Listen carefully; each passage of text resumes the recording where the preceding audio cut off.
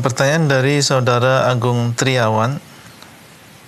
Beliau mengatakan, apakah dosa maksiat bisa menjerumuskan ke dalam kesyirikan? Iya, dosa maksiat bisa menjadi sebab seseorang terjerumus ke dalam perkara yang lebih besar daripada itu, yaitu kesyirikan.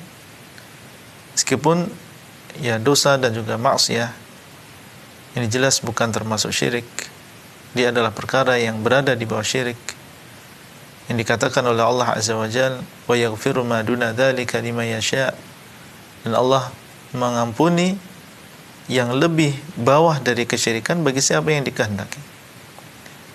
Tapi meskipun demikian, dia bisa menjerumuskan seseorang ke dalam kesyirikan. Contoh misalnya, seseorang yang berpacaran misalnya, dan ini adalah sebuah kemaksiatan. Kemudian dia jatuh cinta dan menjadikan dia buta mata, buta hati, ya.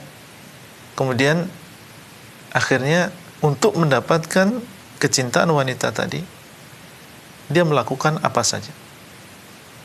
Ia mungkin datang ke dukun, ya, atau datang ke tukang sihir untuk mendapatkan kecintaan tadi.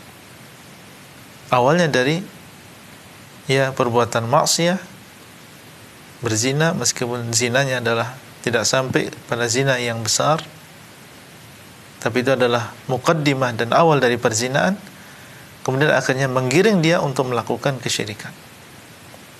Dia mendatangi dukun, atau dia menggunakan pelet misalnya. Maka ini adalah jenis-jenis kesyirikan. Yang jelas awalnya adalah kemaksiatan, akhirnya menggiring dia kepada kesyirikan. Dan baik kesyirikan tersebut kesyirikan yang kecil maupun kesyirikan yang besar. Mungkin saja kecintaan seseorang terhadap kemaksiatan itu menggiring dia untuk berbuat kesyirikan yang besar. Oleh karena itu seseorang berhati-hati, jangan dia bermudah-mudahan. Jangan dia bermudah-mudahan. Dan ada cerita bahwasanya di sana ada seorang ahli ibadah yang dia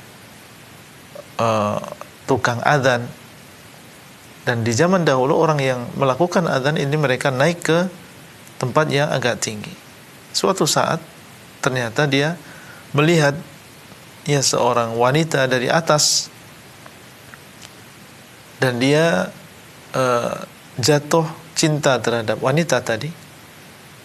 Kemudian akhirnya dia mendatangi rumahnya dan mengungkapkan bahwasanya dia ingin menikahi.